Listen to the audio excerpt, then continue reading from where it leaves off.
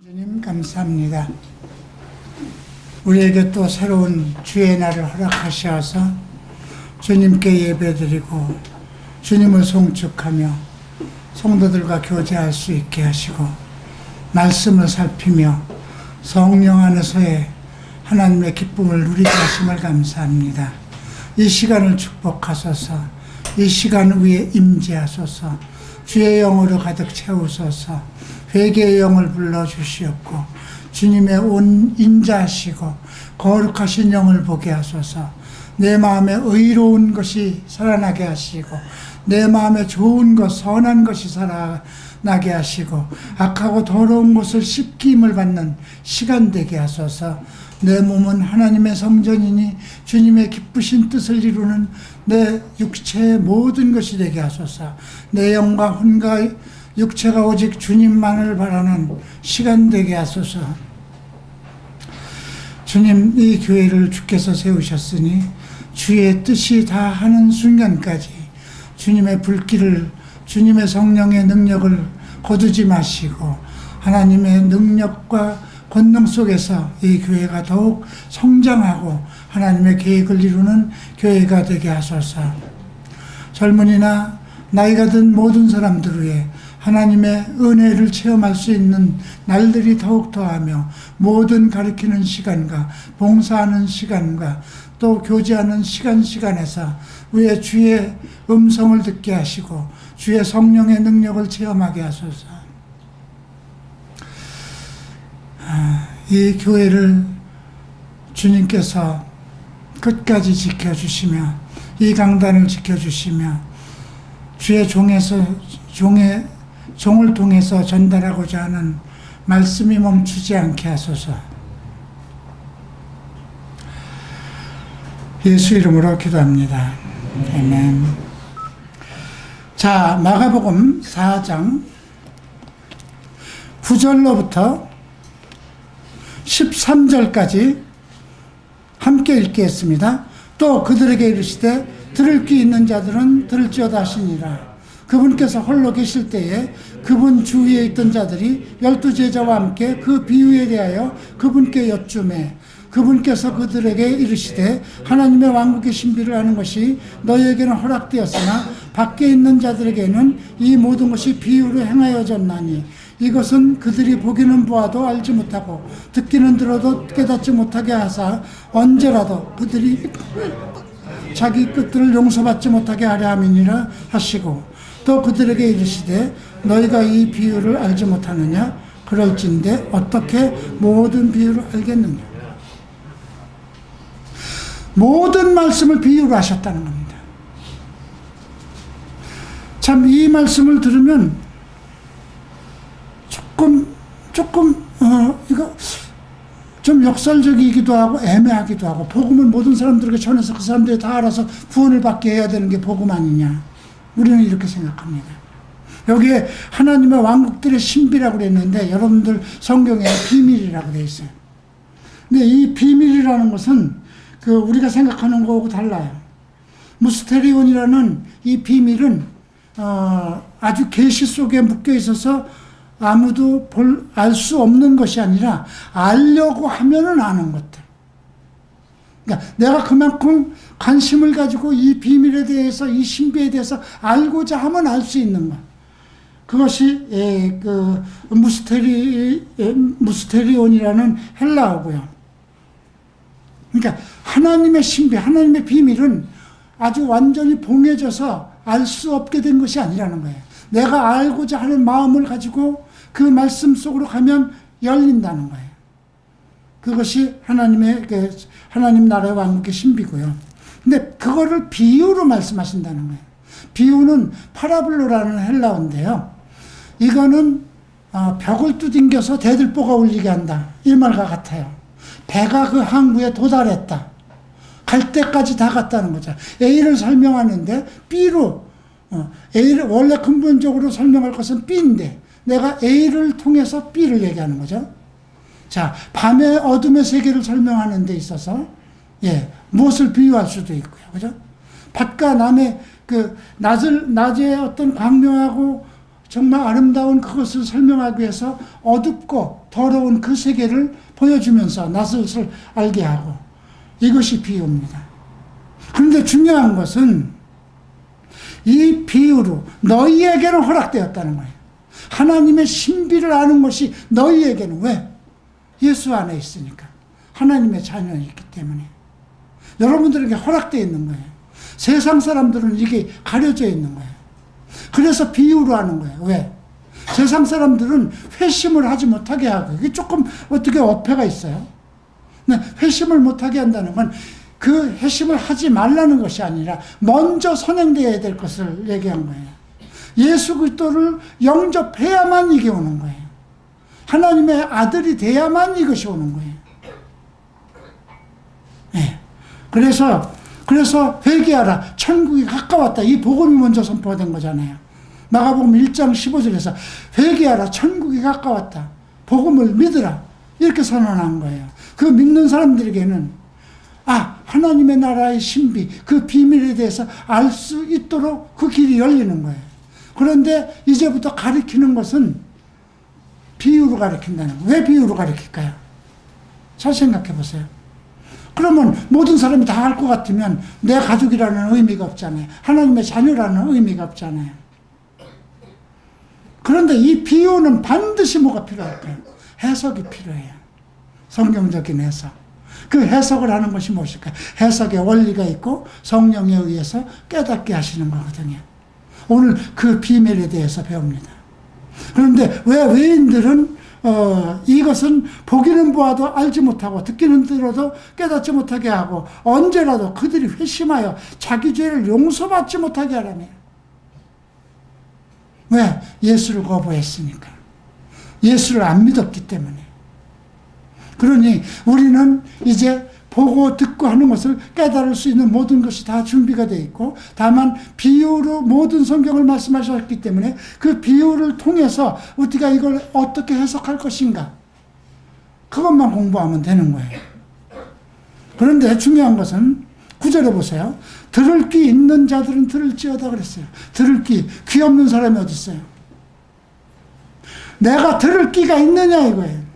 말씀을 들을 귀가 있느냐 이거예요. 또 23절 보세요. 누구든지 들을 귀가 있거든 들을지어다. 똑같이 하시죠. 그런데 지금 9절에 나오는 들을 귀 있는 자들, 그 대상이 다르고요. 23절에 누구든지 들을 귀 있는 자들은 다를지어다. 이 대상이 다릅니다. 9절에서는 예수를 믿는 모든 사람들을 얘기한 거고요. 예수님께 나온 모든 사람들에게 얘기한 거고요. 23절은 제자들에게 한 겁니다. 자, 오늘 그래서 이건 매우 중요해요. 오늘 이 말씀은 정말 우리가 어떤 면에서 말씀을 나눈 왜 이걸 깨닫지 못하고 있는가, 어떤 것이 문제인가, 이런 것을 발견할 수 있는 것인데요. 우리가 지금 그 예수님이 이제 복음을 전하면서 지금 옛 것과 새 것이 공존할 수 없는 이념이라든가 철학이라든가 옛 것과 이 새 것이 영적 세계는 이것이 공존할 수가 없는 거예요. 그래서 새술은 새부대에 담을 하는 거잖아요. 그죠?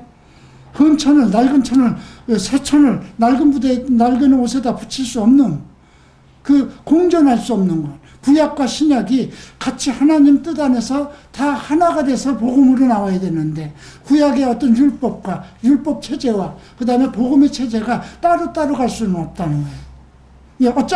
같이 갈 수는 없다는 거예요. 율법은 율법 안에 서 있어야 되고, 복음은 복음의 세계이기 때문에. 그래서 제일 중요한 것이 의식전환이라는 거예요. 내가 복음을 받아들일 것인가, 율법 속에서 살 것인가. 지금도 똑같아요. 내가 그냥 평범한 교회에서 살아가는 것처럼 그냥 교회 나가고 실조 드리고 봉사하고 뭐 성경은 뭐 그냥 설교하는 거 들으면 되지, 이렇게 살아갈 것인가.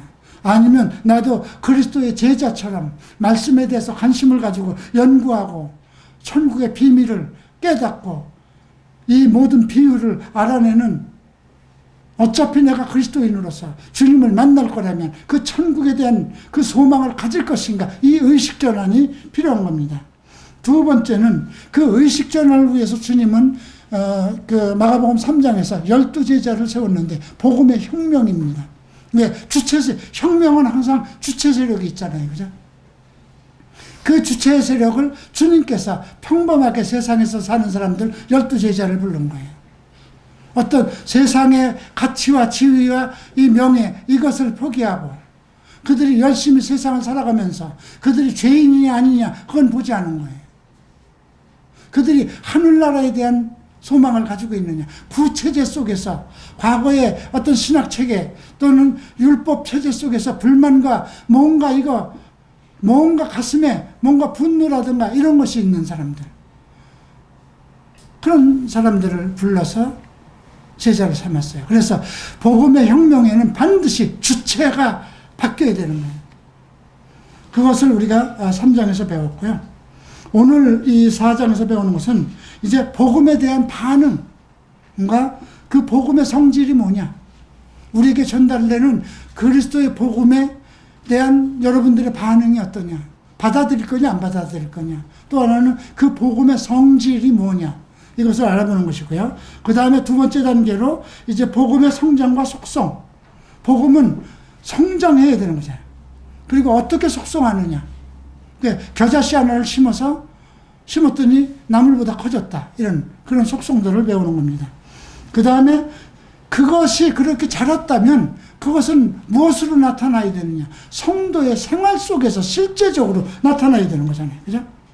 성도의 실제 생활을 지키는 정말 그 믿음의 원동력, 파워가 돼서 나타나야 돼요. 그 듣기만 하면 뭐 할 거예요. 그죠? 그게 이제 실천 단계예요. 그죠? 우리가 자기대면을 배우는데 제일 먼저 중요한 것이 뭡니까? 예. 우리가 변화를 이루기 위해서는 내 마음에 어떤 변화를 들여서 그 원동의 원리, 변화의 원리를 배우고 기초를 배우고 그 다음에 마음이 변화해야 되고요. 그 다음에 실천 단계잖아요. 똑같습니다. 자, 이제 첫 번째 우리가 4장 첫 페이지로 가겠습니다. 1절로 가죠. 바닷가에서 가르칩니다. 오늘 이 4장은 바닷가에서 시작해서 바닷가에서 끝납니다. 예, 상황이 바닷가에 있습니다. 근데 이제 온 무리가 바닷가 땅에 서 있고 예수님은 배를 타고 올라왔어요. 너무 사람들이 많이 오니까 배를 타고 이제 올라서셨죠. 그리고 비유로 많은 것을 그들에게 가르치시니 자신의 교리로 그들에게 가르쳐. 우리 성경은 교훈으로 되어 있는데 여긴 교리라고 그러죠. 교훈이라는 건 교리예요. 교리라고 그래서 뭐 구원론을 가르친다든가 성령론을 가르치는 것이 아니라 말씀의 근본적인 걸 가르치는 거예요.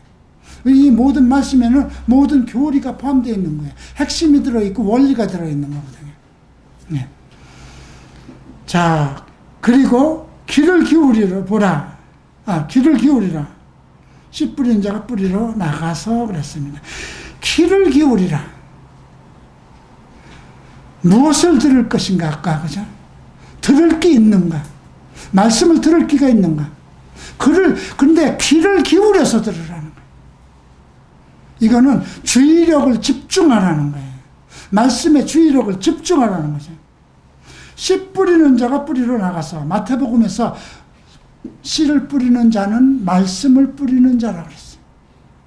씨를 뿌리는 것은 말씀을 뿌리는 자. 누굴까요? 예수잖아요.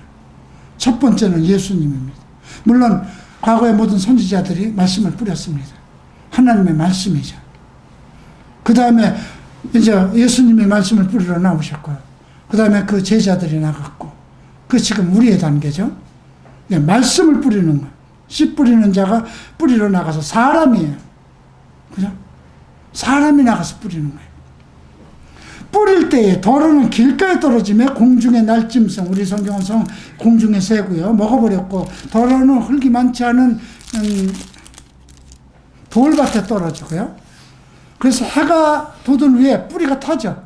돌밭이니까 그 뿌리가 내리지 못하잖아요. 7절 보면 가시나무들이 나오네요. 가시나무 사이에 떨어지며 가시나무들이 자라서 그것을 숨 막히게 하죠. 위에 전부 다 이렇게 자라지 못하도록. 그래서 열매를 맺지 못하고요. 네 번째는 8절에 좋은 땅에 떨어짐에 싹의 내고 자라서 열매를 맺어 얼마는 30배, 60배, 얼마는 100배를 내었느니라. 네 가지 종류입니다. 저는 이것을 네 가지 사람으로 볼 수 있어요. 여러분들의 그 성도들의 네 가지 품성으로 분류할 수 있다고 생각합니다. 교회를 매일매일 와도 말씀과 관계없는 사람, 교회 와서 이 시간 빨리 어떻게 지나가나? 카톡은 뭐가 왔을까? 카톡 진동이 자꾸 울리는데 누굴까? 어제 보던 드라마 생각하고, 목사 설교 지겹고 지루하니까 딴 생각하고, 그거 보세요. 길가에 있는 사람이죠. 그런데 일단 말씀을 듣고 그냥 아주 그냥 그 뭐라 그럴까요? 그런 사람이 있죠. 아주 감정적으로 은혜 받은 것처럼 팔딱팔딱 뛰다가 조금만 문제가 생기면 아이고 내가 또 시험 받는 사람, 그게 돌밭에 있는 사람이죠. 뿌리가 안 내리니까. 뿌리가 그냥 내립니까? 우리가 이렇게 공부하고 갈보리 채플에 와서 5년, 10년 이렇게 자란 사람들 보세요. 아까 나무가 다 나무 열매가 맺는 것이 다르다고 그랬죠. 각 사람이 다 성장 기간이 다 다를 수 있어요. 그러나 말씀을 듣고 자란 사람들이 생활이 달라지는 것이 실제 생활에서 나타나는 거잖아요. 그죠? 근데 이제 교회 와서 먹고 살아가는 거. 아니 그러면 매일 내가 이거 설교만 들으면 되는 거야? 성경 공부만 하면 되는 거야? 누가 나를 먹일 거야? 누가 내가? 그건 주님과의 관계가 지금 안 돼 있는 거예요. 그죠? 나는 그분의 자녀라는 생각을 가져야죠. 자녀를 사람도 자기 새끼를 먹이는데 하나님이 자기 자녀가 됐는데 왜 먹을 것과 입을 것 안 주시겠어요? 그죠? 먹을 것과 입을 것 하나님의 방법대로 있어야 주는 거거든요. 근데 자꾸 자기가 돈을 벌고 자기 힘으로 자기 욕정을 위해서 자기 인생을 위해서 쓴다면 있는 것도 전부 다 빼앗기는 거죠. 안 되는 거예요. 내가 어디에 있느냐. 그래서 가시떨기 여기에 보면은요, 이 정욕이라는 말이 이제 뒤에서 나오는데 그건 뒤에서 설명할게요. 그리고 나서 좋은 열매까지 나오죠. 좋은 열매는 좋은 땅에 떨어지는 거예요. 좋은 땅이 뭐냐? 근데 이제 이것을 해석해야 돼요. 주님께서 비유로 말씀하신 거예요. 그러면 거기 많은 사람들이 몰렸다가 이건 뭐야? 거기다 농사 짓는 사람들도 있고 어부도 있잖아요. 근데 자기들이 다 아는 얘기를 수많은 사람들이 바닷가에 모여 있는데 예수님이 그 말만 딱 하셨어요. 그러니까 많은 사람들이 오늘 뭐야? 어제처럼 병자를 고치고 뭔가 하늘에서 뭐 좀 내리고 귀신도 쫓아내고 뭔가 이 정말 특별한 이벤트가 일어나는가 보다 그렇게 생각하고 왔는데 아주 그냥 보편 자기들이 다 아는 이런 얘기를 하거든요. 그러니까 다 흩어집니다. 자, 10절 봅니다. 그분께서 홀로 계실 때 그분 주위에 있던 자들이 12제자와 함께 그 비유에 대해서 그분께 여쭙다. 보니까 12제자가 있었고 그분과 함께 있던 사람들이 있네요. 우리 성경대학교 학생들이 있고 우리 권사님들이 있고 집사님들이 있고 그런 것처럼 이들은 말씀에 관심을 가지고 있는 사람들. 그죠? 그래서 이제 물어보는 거예요. 그러니까 주님께서 하나님의 왕국의 신비, 비밀. 이 비밀은 모든 사람들에게 다 허락되어 있는 그 무스테리온이라는 그 단어인데요. 믿는 사람들이면 이것을 알고자 하는 사람들이라면 하나님의 왕국에 대해서 알 수 있는 그 신비들을 다 알 수 있도록 열려 있는 겁니다. 너희에게는 허락되어 있다. 왜? 예수 믿었으니까. 하나님의 자녀니까. 밖에 있는 자들, 외부들, 믿지 않는 자들은 그들 비유로 행하여졌느니 다 비유로 감춰져 있다는 거예요. 못 알아듣더라. 그 이유는 그들이 보기는 보아도 알지 못하고 듣기는 들어도 깨닫지 못하게 언제라도 회심하여 자기 죄를 용서받지 못하게 하려 합니다. 먼저 예수 믿으라는 거예요. 먼저 복음을 믿으라. 먼저 구시대에서 벗어나서 예수를 믿으라는 거예요.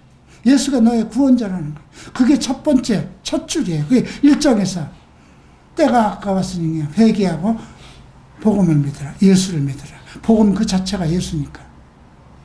그 다음에 그러면 그에게 하나님의 신비를 알 수 있는 지혜를 주는데 그것을 뭘수 알 수 있느냐. 주께서 성경에서 얘기한 모든 비유가 풀어지는 거예요. 근데 이 비유가 풀어지는 것은 원리가 있어요. 원칙이 있어요. 해석법이 있어요. 이제 그것이 이제 해석법이 그 14절부터 나가는데요. 자, 이제 13절 보세요. 매우 중요합니다. 또 그들에게 이르시되 너희가 이 비유를 알지 못하느냐. 그러할진대 어떻게 모든 비유를 알겠느냐. 이 비유, 씨 뿌리는 비유 모르면 성경에 나오는 비유는 알 수 없다는 거예요. 그만큼 오늘 이 씨 뿌리는 비유가 매우 중요해요. 씨가 무엇이냐? 씨 뿌리는 자가 누구냐? 결국 말씀이에요. 그러니까 바울도 또 사도 요한도 그 말씀의 문제가 나중에 마귀의 자식들과 하나님의 사람들이 하나님의 그 세상 사람 마귀의 자식에는 말씀이 없다는 거예요. 씨가 없다고 그랬어요. 그 안에 씨가 없다고 그랬어요. 말씀이 없는 거예요. 자, 이제 14절부터 봅니다. 뿌리는 자는 말씀을 뿌리는 자다. 뿌리는 자가 누굴까요? 예수님이죠. 주님이십니다. 하나님이십니다. 하나님과 예수님과 성령은 삼위일체고 성령에 의해서 말씀을 전달합니다. 말씀을 뿌리는 거예요. 그러면 우리가 주의 종이면 반드시 말씀만을 전해야죠. 나는 내 말을 하기 위해서 여기 세운 거 아니잖아요. 주의 말씀을 전하기 위해서 나를 세운 거잖아요. 자, 그 다음에 이제 해석이 나옵니다. 길가는 무엇이냐. 위에서는 아까 공중의 날짐승이라고 그랬죠. 근데 여기서 보면 15절 같이 봅니다. 길가에 있는 것들은 이거들이니 곧 말씀을 뿌려질 때에 듣지만 즉시 다가오는 사탄에게 마음속에 뿌려진 말씀을 빼앗겨 버리는 것이다. 자, 잘 생각해 보세요. 말씀은 들어요. 그죠? 말씀은 듣는데 즉시 다가온다고 그랬어요. 이게 참 문제야. 말씀 듣기 싫은 거예요. 그래서 처음부터 말씀 들을 끼가 있느냐 이걸 물어본 거예요. 너희가 들을 끼가 있느냐. 다행히 그래도 칼부리 채플은 그런 사람이 옵니다. 뭔가 말씀을 사모해서 듣고 싶은 사람들이 와요.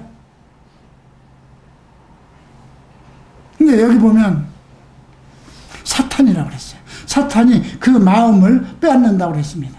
이게 이제 마가복음, 이거는 우리가 이제 나중에 그 앞에서도 마태복음에서도 배웠는데 마태복음 13장, 누가복음 8장을 같이 보세요. 지금 시간상 여러분들이 나중에 같이 보세요. 이 부분을 보면 되는데 지금 우리가 마가복음 4장에서는 사탄이라고 그랬죠. 근데 마태복음 13장 19절에서는 악한 자라고 했어요. 말씀을 듣고 깨닫지 못할 때 악한 자, 사악한 자가 와서 말씀을 빼앗아 간다는. 예. 말씀을 듣고 깨닫지 못하면, 왜 그러고? 깨닫지 못하니까 내가 모르는 거잖아요. 그러면 사악한 자가 누굴까요? 네. 사람이죠. 이단이 나오는 거예요. 잘못 해석해 주는 거니까. 그죠? 말씀을 듣고 깨달아야 되는데 깨닫지 못하면, 야, 전철련이 있다고 생각해? 슈거가 있다고 생각해? 그 악한 자잖아요. 그걸로 넘어갈 수밖에 없어요. 이게 마태복음에서 똑같은 건데, 그러니까 사탄이라는 범위는 총 이 인간 세계를 지배하고 있는 악한 영들의 본체잖아요. 그가 누구를 이용할까요? 사람들을 이용하죠. 목사들을 이용하고. 그러니까 악한 자예요. 그 다음에 누가복음 8장에서는 마귀라고 나왔어요. 마귀는 하나의 문화권이라고 생각해도 돼요. 네. 마귀는 여러분들의 생활을 무너뜨릴 수 있는 여러 가지 풍습, 인터넷, 이 모든 것, 이런 것들이 다 마귀 문화권에 들어가 있는 거예요. 그런 것들이, 여러분들을 구원을 얻지 못하게 한다는 거죠. 근데 중요한 것은 마태복음에서는 악한 자가 와서 그 마음에 뿌리운 것을 빼앗아 간다는 거죠. 그럼 결국 없어지는 거예요. 그래서 가장 중요한 것은 말씀을 들을 때 내가 그 말씀을 깨닫는 것에다, 그 마음으로 받아야 되고 그것을 깨닫는 데다 초점을 둬야 되는 것이죠. 자, 그래서 나는 지금 공중에 있는 새와 같은 것인가? 이제 앞으로 이 공중의 새가 어떻게 해석되는가? 뒤에서도 같은 쪽으로 해야 돼요. 지난번에 제가 해석의 법의 두 가지를 설명했는데, 첫 번째는 성경에서 처음 얘기한 그 어원을 찾아야 된다. 창조는 창세기 1장에서 그거는 무에서 유를 창조하는 거다. 성경 어디에 가서도 창조는 똑같은 법으로 해석돼야 돼요. 공중에 새다 하면 사람을 마귀구나, 악한 자구나, 사탄이구나 이렇게 생각하면 돼요. 그가 가지고 있는 그 속성이 그렇게 생각하면 됩니다. 자, 이제 16절 보면 그와 같이 돌밭에 뿌려졌던 것은 이들이 말씀을 듣고 즉시 기쁨으로 그것을 받아들이나. 야, 오늘 말씀 대단히 좋았어. 와, 어떻게 다른 데서 듣지 못하는 이런 설교. 와, 그런 생각할 수 있어요. 대부분 그러죠. 오늘 우리 목사님한테 은혜 받았어. 목사님 말에 은혜 받으면 안 돼. 그죠? 성경 말씀에 은혜를 받고 깨달았고, 이것이었구나. 내가 모르는 것을 깨우쳤구나. 이렇게 생각해야지. 미사력으로 해서 목사님이 축복하는 말, 목사들이 잘못해서 축복하는 말은 그 사람의 영혼을 더럽히는 마귀의 목소리가 될 수도 있는 거거든요. 달콤한 곳으로 빠지고 재물에 빠져갈 수 있고 허황된 것을 찾아갈 수 있는 그런 메시지가 전달될 수도 있기 때문에 그건 사람의 말이잖아요. 근데 여기서 보면 돌밭에 떨어진 말씀을 듣고 말씀을 들은 자예요. 기쁨으로 받아들이는데 뿌리가 없으므로 잠깐만 견디다가 후의 말씀으로 인하여 고난으로 핍박이 일어날 때 즉시 실족한다는 거예요. 이 말은 뭘까요? 말씀을 듣고 괜찮아 너무 좋았어 은혜 받았어. 우리 교회도 얼마나 많은 사람이 왔다가 몇 개월 안 돼서 다 떠나죠. 제가 항상 얘기해요.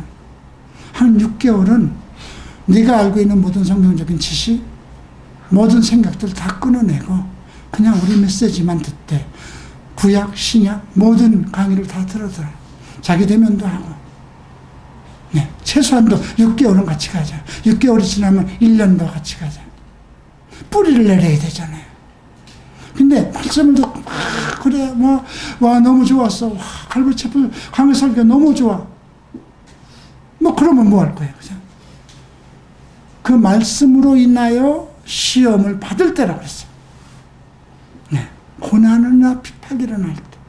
일어나죠. 그 말씀 가지고 자꾸 교회에서 다른 사람하고 얘기하고 그러면 서로 핍박이나 일어나고, 집에서도 내가 멀쩡하게 지금까지 그냥 그 세상 사람들처럼 잘 살던 게 갑자기 달라지면 집에서 너 뭐 먹고 살라고 그렇게 교회 가서 살아? 교회에서 밥이 나오냐 뭐가 나오냐? 당장 부모들도 핍박할 수 있을 것이고요.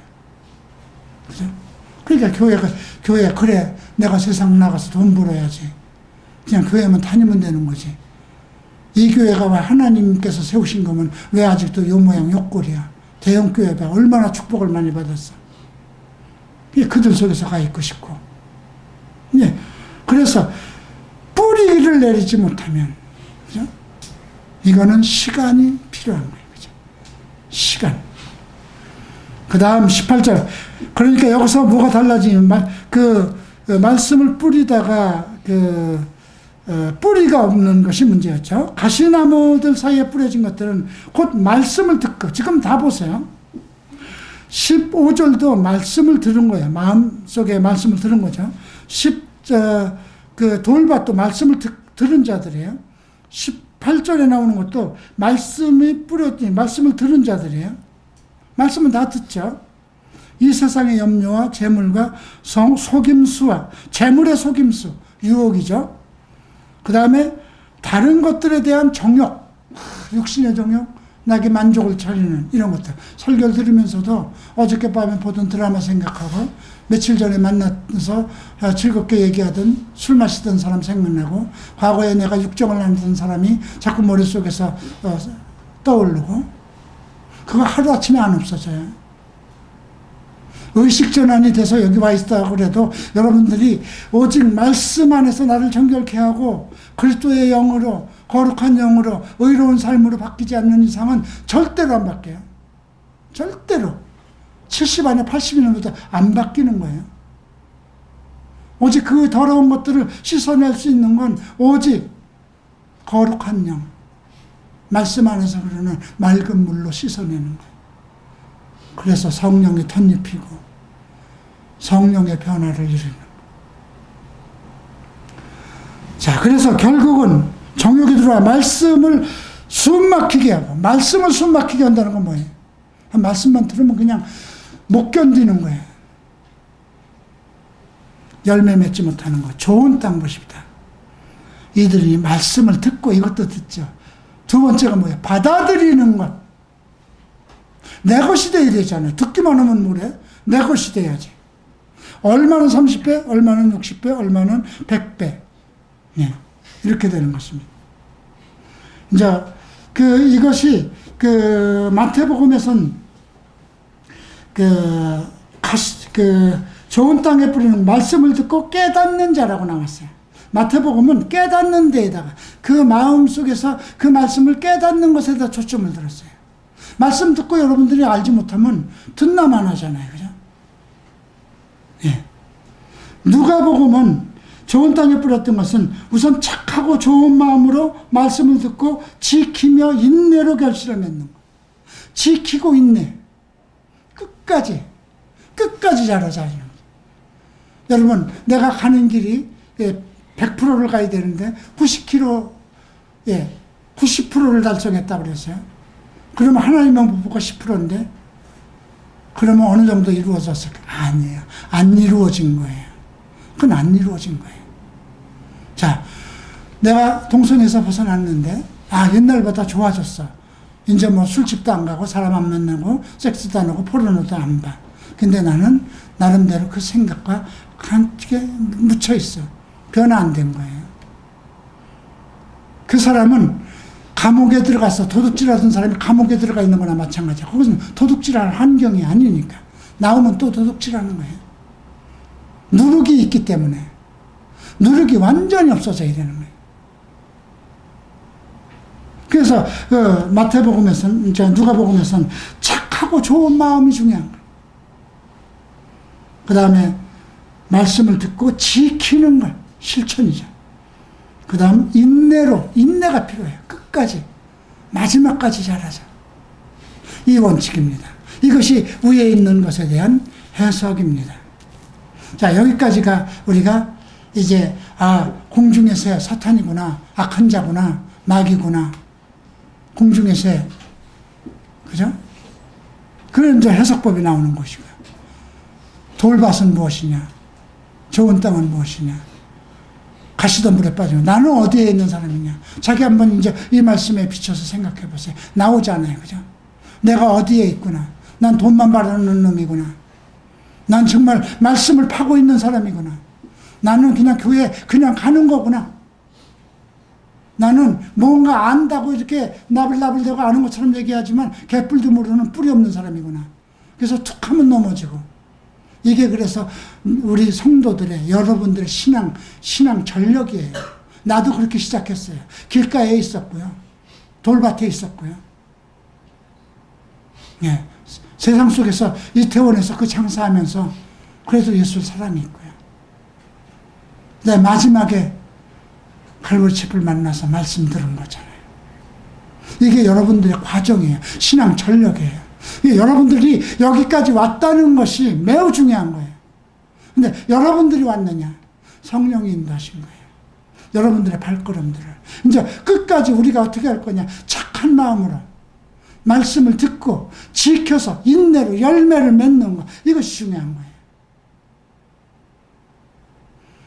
자, 이제 두 번째 단락입니다. 2부로 들어가는 건데요. 자, 그분께서 그들에게 이르시되 통밑이나 침상 밑에 두려고 등잔불을 가져오느냐? 등잔뒤에 두려고 가져가는 것이. 불을 갖다가 어디 마루 밑에나 어디 그 구석에다 넣겠습니까? 자, 감춰둔 것에서 드러나지 아니할 것이 없고 은밀히 간직한 것 중에서 널리 퍼지지 아니할 것이 없느냐. 감춰둔 것에 모든 감춰진 것은 다 드러난다는 거죠. 하나님이 여러분의 아버지고 예수가 여러분들의 주인인데 여러분들 마음속에 있는 게 왜 안 드러나요? 여러분들도 부모가 자식의 마음을 보면 모르겠어요? 눈동자만 봐도 알죠. 그죠? 남편의 마음을 보면 모르겠어요? 나는 나와 같이 5년, 10년 같이 있었던 내 제자들 얼굴을 보면 모르겠어요? 여러분들 우리 교회에 오면 내가 주일날 한 번씩 이렇게 지나가는 눈으로 보겠지만 그 심령을 모르고 어떻게 목회해야 하겠어요? 그죠? 근데 감추한 것은 반드시 드러나는 비밀이 없다는 거예요. 은밀하게 간직한 것 중에서 널리 퍼지지 않은 것은 은밀하게 감춰둘 것은 없다는 거예요. 비밀은 인간이 가지고 있는 더러운 거, 은밀한 것은 다 드러난다는 거예요. 어디에 있는 사람이? 복음 안에 있는 사람이. 빛과 어둠이 공존하지 못하잖아요. 예. 사탄과 하나님의 것이 어떻게 공존해요? 그래서 다 드러나는 거예요. 드러나야만 되고요. 드러나서 책망받아야 되고요. 그래서 회심이 일어나는 거죠. 그래서 23절에 누구든지 들을 귀가 있거든 들을지어다. 이거 매우 중요합니다. 여기서부터 이제 사역자, 스태프들, 말씀을 이렇게까지 들어서 좋은 땅에 뿌려진 사람들은 어떻게 할 것인가? 자, 좋은 땅에 이제 열매가 맺어졌어요. 말씀을 듣고 지켜서 인내를 해서 나라는 사람이 완성됐어요. 그러면 그 사람을 어떻게 쓸 것이냐가 지금 이제 하나님이 쓰시는 방법. 그래서 그 사람은 들을 끼는 자들은 들을지어다고 다시 말씀하시는 거예요. 그 자들은 또 다른 그룹이에요. 자, 그분께서 그들에게 이르실 때 너희가 듣는 것에 주의하라. 이거 매우 중요하죠. 무엇을 들을 것인가? 성경 말씀을 들을 것인가? 목사 말을 들을 것인가? 신학을 들을 것인가? 율법을 들을 것인가? 이단 사설을 들을 것인가? 인터넷에서 성경 찾아볼 것인가? 들리는 신화에다 초점을 맞출 것인가? 이겁니다. 듣는 것. 듣는 것이 매우 중요하다는 거예요. 그 듣는 것이 우리의 영혼 속으로 들어가기 때문에 내 마음을 깨우칠 수 있는 것이기 때문에 너희가 무슨 척도로 재든지 이건 자기의 생각이잖아요. 내 방법대로 이리 재고 말씀 가지고 그 자기 생각대로 재는 거예요. 말씀의 길이와 높이야 이런 것들은 다 하나님이 정해져 있는 성령 안에서 우리가 깨달을 수 있는 건데 자기 척도로 재는 거예요. 아, 요거는 요거 같아. 요거는 요거 같아. 안 되죠. 그대로 평가를 받으리니 네가 정한 거는 네가 정한 대로 평가를 받는다. 예. 듣는 너희가 근데 내가 척도한 것, 내가 충분히 연구하고 깨닫고 한 것을 이렇게 그렇게 해서 재놓은 것은 그 평가를 받는 거죠. 내가 성경에 대해서 충분히 공부를 했고 여러분들한테 가르치면 그것이 평가로 나타나야 되잖아요. 근데 내가 성경을 요만큼만 알아. 그걸 가지고 아는 것처럼 하면 그게 평가로 나타나요? 안 나타나죠. 저 사람은 괜히 알지 못하는 거 가지고 얘기하는구나. 이렇게 되는 거잖아요. 이거예요. 너희가 더 많은 것을, 그러니까 듣는 너희가 더 많은 것을 받으리라. 그러니까 그대로 평가를 받는데 듣는 너희가 더 많은 것을 받으리라. 듣는 너희, 말씀을 듣는 사람들이 평가를 더 많이 받을 수 있죠. 그죠? 아니, 10가지 말씀을 들어야 되는데 3가지만 들었으면 평가받을 게 없잖아요. 그죠? 많이 듣는 너희. 자, 25절. 있는 자는 받을 것이 없는 자는 자기에게 있는 것도 빼앗기리라. 생각해 보세요. 너 있다고 생각하는 것도 다 빼앗겨 버리는 거예요. 잘난 체 하지 말라 이거예요. 있는 자는 계속 더 받는다는 거예요. 많은 목사들이 신학교 졸업했다고 나는 박사학위 받았다고 공부 안 하고 주일날 잠깐 설교, 오늘은 뭘 가지고 뭔 제목을 가지고 할까? 재물을 가지고 할까? 부귀영화를 가지고 할까? 천국에 대해서 얘기할까? 그래서 여기저기서 인터넷에 쫙 보면 천국 하면 수많은 게 뜨죠. 그래서 그 중에서 내가 설교할 거 딱 이렇게 잡아서 몇 개 구절 가지고 자기 말로 설교하는. 그건 성경 가르치는 거 아니잖아요.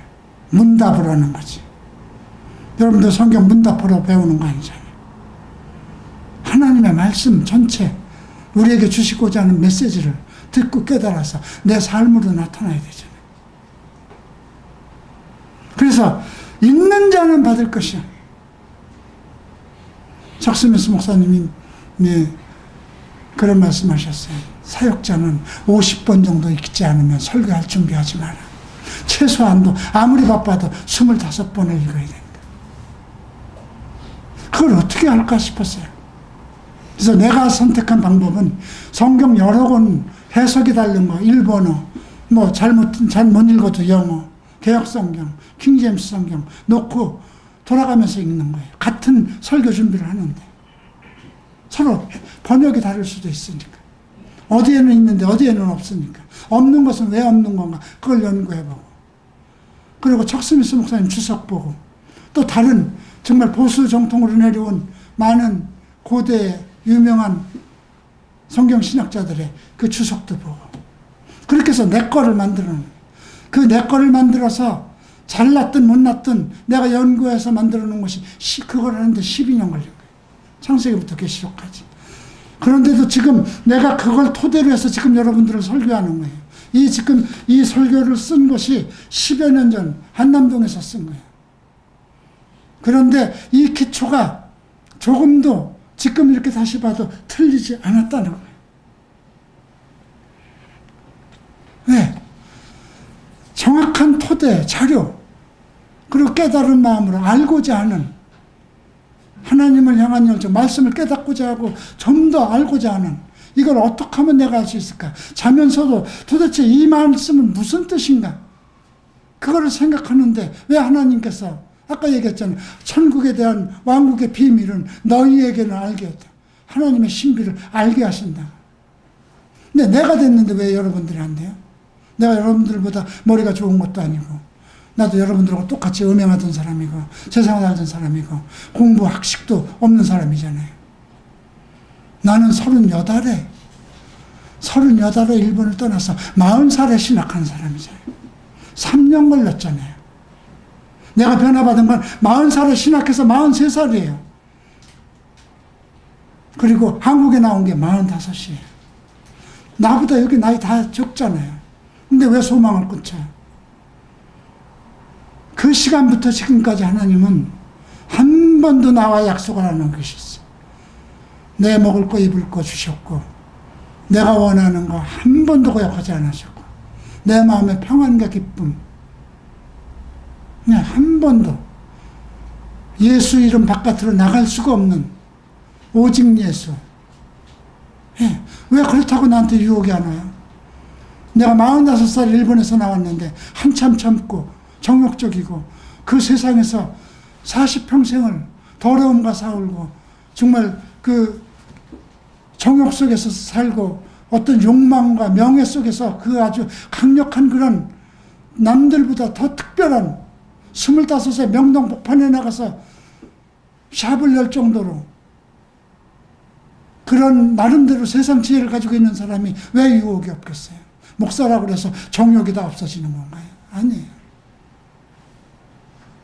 내 안에 세상적인 경험과 쌓여있는 과거의 유혹의 능력은 그만큼 있다 하더라도 그걸 이길 수 있는 힘이 있으면 문제될 거 없잖아요.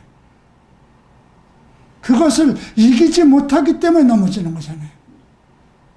그걸 이길 수 있는 힘이 뭘까요? 말씀 안에 역사하는 성령, 거기에 중요한 건 나는 돌아갈 수 없다는 거예요. 나는 새 사람이라는 거예요. 나는 동성애에서 벗어난 사람이라는 거예요. 난 기필코 주님처럼 정결해서 주님 앞에 반드시 난 예수를 만나야 되겠다. 그런 신념. 그 시간이 너무 행복해서 지금도 너무 행복해요. 지금 내가 몸이 어떻게 되든지 그건 관계가 없어요. 다 거쳐가야 돼요. 다 떠나가야 돼요. 근데 72살이 돼서 이 강단에 서서 말씀을 설교할 수 있다는 건 난 그걸로 행복해요. 오늘도 아침에 나올 때, 집에서 나올 때, 아, 오늘 설교 못할지도 모르겠다. 목이 점점 까부러지니까. 그래서 오늘 설교는 하게 해주세요. 내일 일은 다음에 올 거잖아요. 오늘 설교는 오늘 하게 해주세요. 내가 성실히 준비했습니다. 내가 입을 열 수 있습니다. 그러면 또 하나님이 역사하시죠. 자, 26절. 좀 길어도 다 가십시다. 한 장씩은 가야 될 것 같아요. 자, 이제 또 여기가 이제 3부 세 번째 단락인데요. 그분께서 이르시되 하나님의 왕국은 마치 사람이 씨를 땅에 뿌리는 것과 같다. 사람이, 인자, 그죠? 예수님이죠. 근데 씨를 뿌리면 씨가 어떻게 자라나? 밤낮 자고 일어나고 할 때에 그 씨가 돋아나서 자라되 어떻게 되는지 그거 알지 못해. 여러분, 땅에 씨를 심었으면 이게 얼마나 자랐을까? 그 다음날 가서 파보고 오면 죽죠. 뭐를 믿는 거예요? 땅을 믿는 거예요. 여러분들이 좋은 마음으로, 선한 마음으로 그 말씀을 받았으면 그 사람을 믿어야 되는 거예요. 씨는 그 사람 속에서 자라는 거예요. 악한 마음을 가졌느냐, 주님과 관계없느냐, 재리 속에 빠져있느냐, 그렇다면 그 씨는 들어가지도 못하고 싹도 못 내는 거예요. 그러나 이건 지금 어디에다 지금 초점을 두고 있냐면 좋은 마음으로, 착한 마음으로 그 말씀을 받은 사람에다가 그 사람에 들어간다면 싹을 내요. 자, 그런데 매우 재밌는 것이 나와요. 28절. 땅이 스스로 열매를 맺기 때문에 처음에는 잎사귀요, 다음에는 이삭이요, 그 뒤에는 이삭 안에 알찬 곡식. 그죠? 알찬 곡식이 있어야지. 쭉쟁이가 있으면 안 되는 거잖아요. 그죠? 땅은 스스로 열매를 맺어. 여러분들이 착하고 인내하는 마음으로 내가 말씀을 듣고자 하는 그 열정 속에 있으면 저절로 열매를 맺는데, 알찬 곡식으로. 저는 이걸 체험한 사람들입니다. 나는 여러분들보다 그렇게 신학을 하도 일본에서 하는데 3년을 히라노 고이치 목사님 말씀만 들은 게 아니에요. 일반 순복음 신학이었어요. 못 듣는 것도 많이 있었어요.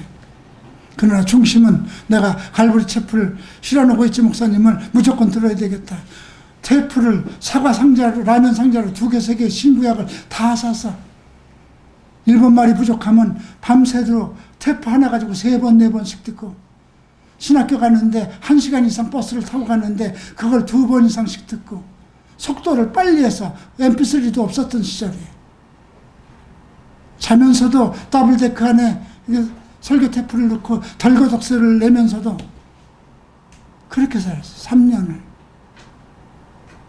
근데 그런 것들이 어디서 생겼을까요?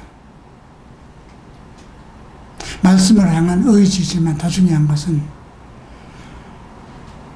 성령의 인도하심, 그것보다 결단이었던 것 같아요. 돌아갈 곳이 없었어요. 돈도 없었고 한국으로도 나갈 수 없고 하나님이 완전히 나의 길을 다 차단시켜놨어요. 그리고 일본에서 또 가게를 차렸는데, 그렇게 잘 됐었는데 또 문제가 생겨서 죽음의 사자가 와서 밤이면 내 목을 누르는 것 같은 그런 고통이 왔어요. 그래서 가게 차려놓고 6개월 만에 정리하고, 그리고 신학한 거예요. 신학을 했어도 일본말 잘 안 되고, 일본 목사들이 가르치는 거 잘 안 들어오고, 거기서 딱 만난 것이 히라노 고이치였어요.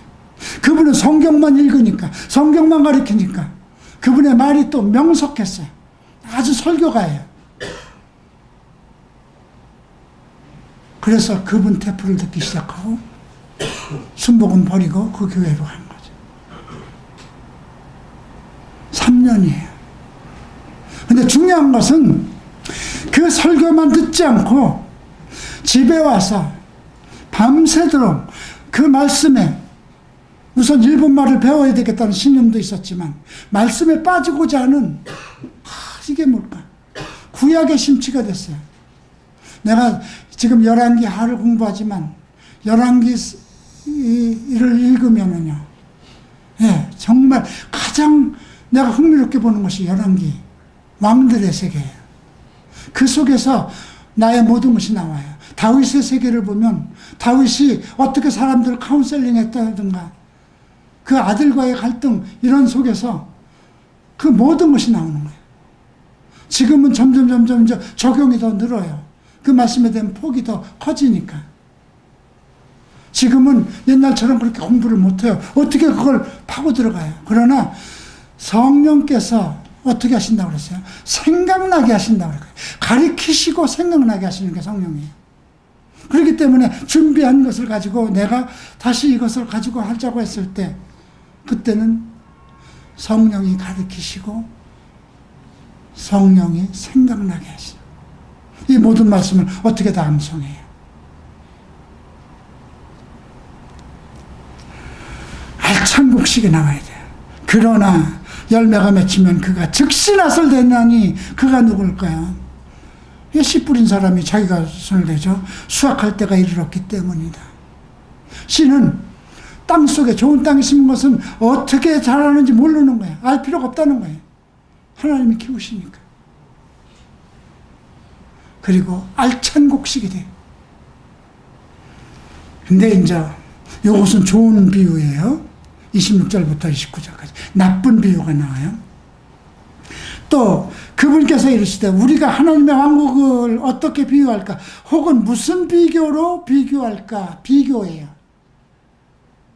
이제 낮을 설명하는데 앞에는 낮을 설명한 거예요. 낮을. 근데 지금 이제 저녁 거를 비워서 낮을 설명하는 거예요. 그렇게 이해하면 돼요. 자, 그것은 마치 겨자씨 한 알과 같다. 겨자씨.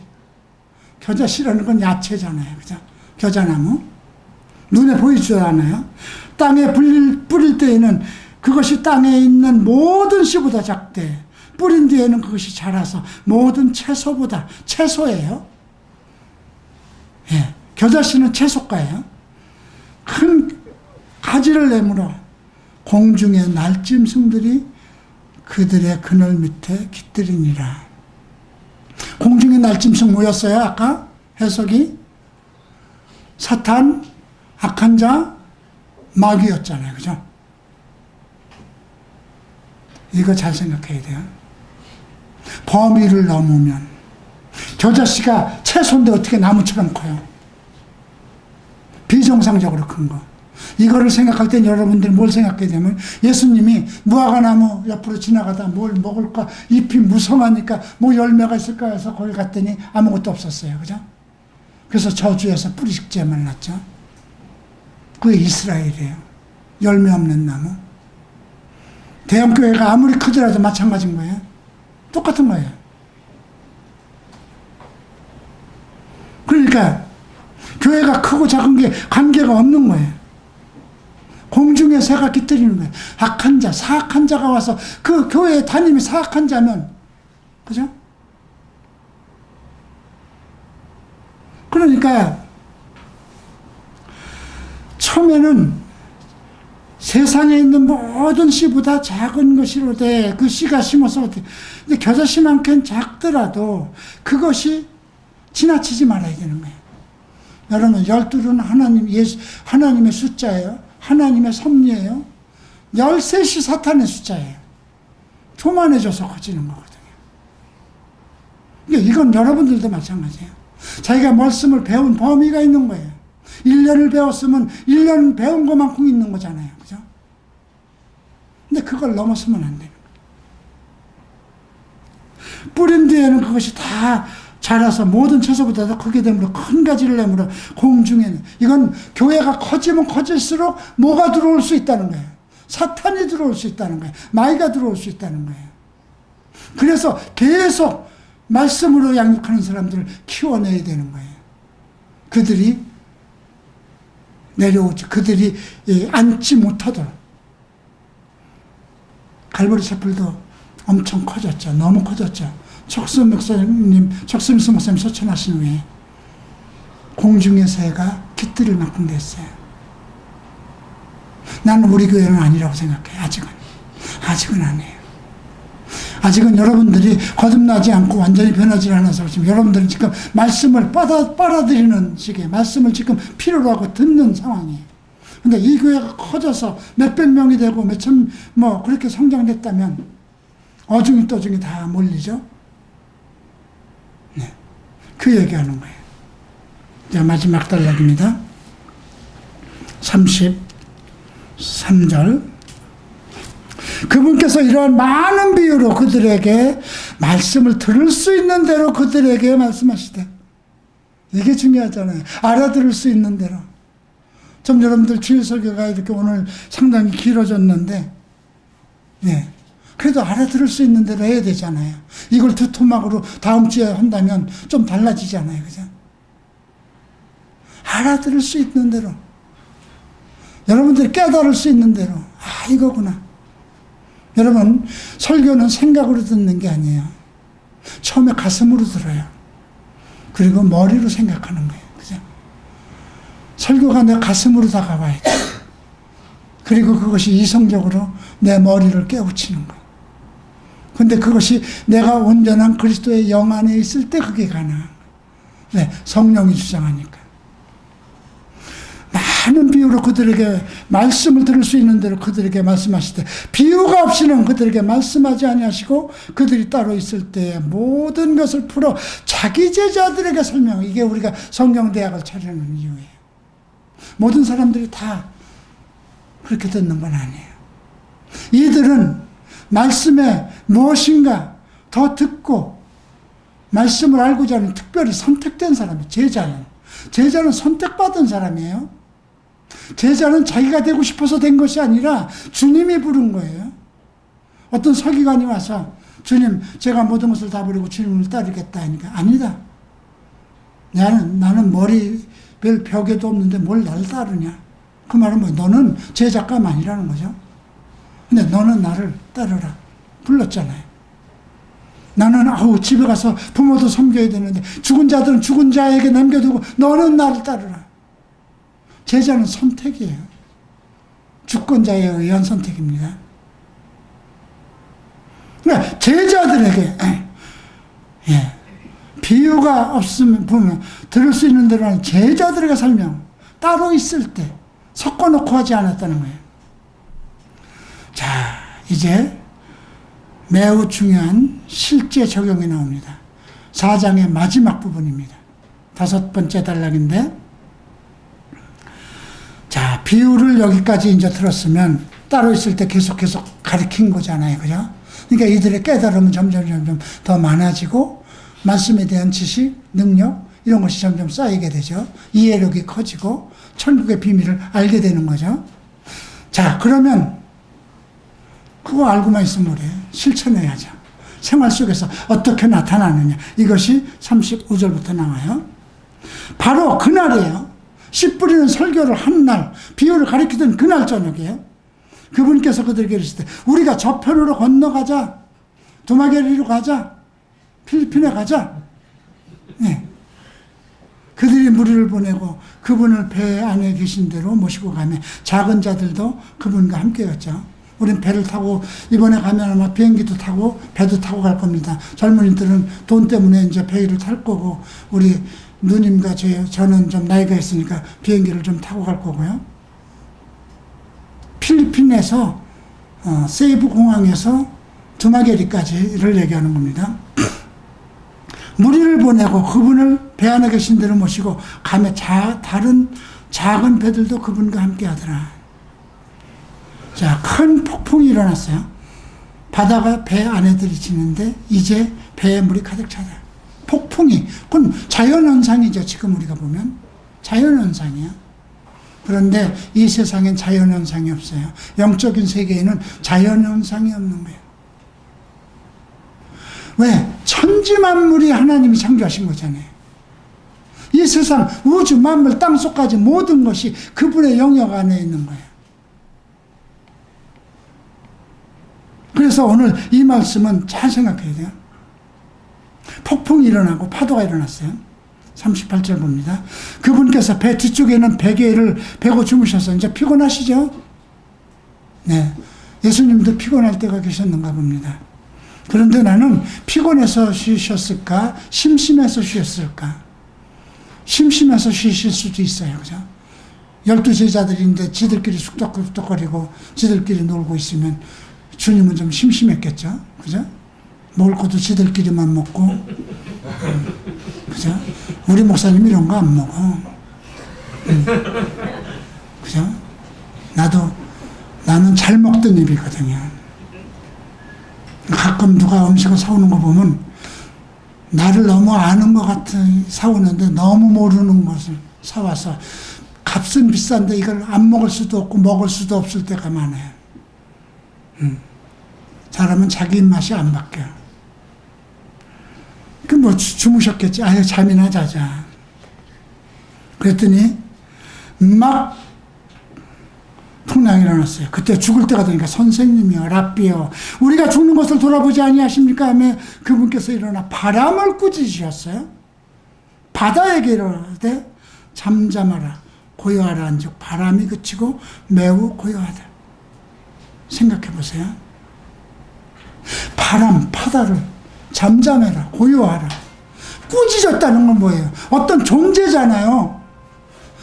우리가 살아있는 생물을 꾸짖는 거예요. 뱀이든 뭐든 가축이든 사람이든 어떤 존재를 꾸짖는 거잖아요. 근데 이게 파도와 바람을 꾸짖었다는 거예요. 그건 뭔가 배우가 있다는 거죠. 어떤 배우가 있을까요? 예수님과 제자들 한꺼번에 다 죽게 하면 얼마나 좋겠어요. 사탄은 예수님이 메시아인 거 알고 있는데 그러니까 많은 귀신 들린 사람들이 나는 당신이 누구인지 안다고 했던 거잖아요. 그러니까 예수님이 주무실 때 이 제자들을 다 몰살시키면 좋잖아요. 그분께서 그들에게 이르시되 너희가 어찌 이렇게 두려워하느냐 어찌 너희가 믿음이 없느냐 그랬어요. 무엇에 대한 믿음? 잘 생각해봐요. 무엇에 대한 믿음? 주님이 저쪽으로 가자 그러면 동남풍이 불든 북풍이 불든 쓰나미가 오든 가는 거예요? 안 가는 거예요? 가는 거죠. 주의 말씀이니까. 창조자의 말씀이니까. 왜 두려워해요? 풍랑이 불든 바람이 불든 뭐가 하든지 이 세상 지배자 창조자가 그분 것인데 야 저쪽으로 건너가자 하면 쓰나미 아니야 지진이 일어나도 가는 거예요. 그분의 말씀이니까 이거예요. 이것이 우리가 정말 좋은 땅에 뿌리고 말씀의 열매가 이루어지고 모든 비유를 깨닫고 그리스도의 능력과 권능이 내게 임했을 때 할 수 있는 거예요. 모든 걸 초월할 수 있는 절대신앙, 초월신앙이 나오는 거예요. 어떤 상황에도 넘어지지 않는 어떤 유혹과 어떤 뭐가 와도 이 단계가 되면 여기를 요구하는 거예요. 무엇을 두려워할 것인가? 어찌 믿음이 없느냐? 무엇에 대한 믿음? 말씀에 대한 믿음. 말씀에 대한 믿음이에요. 그러니까 말씀을 들으라는 거죠. 들을 자 있는 자는 들을지어다. 제자들은 어떻게 들을 것인가? 무엇을 들을 것인가? 스스로 조심하라고 그러죠. 아까 4장 24절 보면 너희가 듣는 것에 무엇을 들을 것인가 스스로 조심하라. 사랑하는 갈보리 체프 성도 여러분, 우리가 말씀 안에서 말씀을 들을 수 있다는 것이 큰 복입니다. 나는 이 일을 가장 좋은 것을 선택했고 포기하지 않을 것입니다. 그리고 반드시 열매는 거둘 것입니다. 그 열매들이 다음 세대를 어떻게 이어갈 것인지 나는 모릅니다. 나는 여러분들에게 그리스도의 말씀을 뿌리는 자입니다. 이제 여러분들이 그 말씀을 착하고 좋은 마음으로 듣고 받아서 실천해서 인내로 결실을 했을 때 여러분 인생이 어떻게 될까요? 그 어떤 것도 두려워하지 않고 그 어떤 환경이잖아요. 그러니까 바다와 바람, 이 모든 환경을 제어할 수 있는 믿음. 그러니까 이런 믿음이 있었기 때문에 나중에 베드로가 안증뱅이를 일으키는 거고 믿음 있는 사람들을 살리고 귀신을 쫓아내고 죽은 자를 살리는 일이 모든 환경과 모든 것을 초월하시는 그분의 능력 안에서 하는 거잖아요. 이것이 지금 시대에 안 일어날까요? 왜 안 일어나요? 주님이 오시기 전에 우리는 복음의 시대를 살고 있는데 왜 안 일어나요? 세상은 점점 더 열악해지고 있는데, 더 악해지고 있는데, 우리가 열왕기에서 공부하는 그 아합왕의 시대 때처럼 영적으로 문란하고 정말 이세벨과 같은 우상사신과 동성애와 남색하는 사람들이 가득 찬 지금 그 세상에 살고 있는데, 이 시대에 예수님께서 선지자를 안 일으키실까요? 저는 마지막 때 주님이 오시기 전에 반드시 영적 리바이벌이 다시 일어날 거라고 생각합니다. 근데 이 영적 리바이벌은 반드시 말씀 운동으로 시작되는 거예요. 촛대가 옮겨지고 시작한다는 거 생각해 보세요. 이스라엘에서 시작한, 가버나움에서 시작한 촛대가 아시아 지역을 잃고 유럽을 이끌고 미국으로 건너가서 전 세계로 돌아가는데, 지금 말씀의 운동이 한국으로 왔어요. 난 그걸 확신합니다. 여러분들이 무엇을 선택할 것인가? 의식전환이, 복음을 향한 의식전환이 하고요. 내가 혁명의 주체의 한 일원이 될 것인가 하는, 그 다음에 이 말씀을 어떻게 듣고 내가 그 말씀 안에서 잘할 것인가? 최종적으로 내가 이 말씀 속에서 하나님 계획한 일을 어떻게 이룰 것인가? 그것을 이제 여러분들이 생각하고 결단할 때입니다. 일어나시겠습니다. 기도합니다. 존귀하신 주님, 축복하소서. 말씀을 듣는 귀가 복이라 하였습니다. 오늘 이 씨 뿌리는 비유를 통해서 이들이 자기를 좀 다시 돌아보고 내가 무엇을 들을 것인가, 이제 말씀을 어떻게 교제하며 이 말씀을 알기를 위해서 어떻게 할 것인가, 이 말씀을 어떻게 온전하고 아름답고 하나님이 원하시는 그런 열매를 맺을 것인가, 내 인생이 얼마나 변화를 되고 내 인생이 얼마나 복받은 인생이 될 것인가, 내가 모든 고난을 어떻게 이길 것이며 이 환난에서 누가 나를 지켜줄 것인가, 내 모든 병의 치료를 누가 하실 것인가. 불가능은 없습니다. 그 어떤 질병이라도 주님이 원하시면 나의 믿음과 화합을 해서 고쳐나가실 것입니다. 갈보리 뿔을 축복하소서. 하늘의 신령한 복으로 진리를 깨닫는 영으로 가득 채우소서. 예수 이름으로 기도합니다.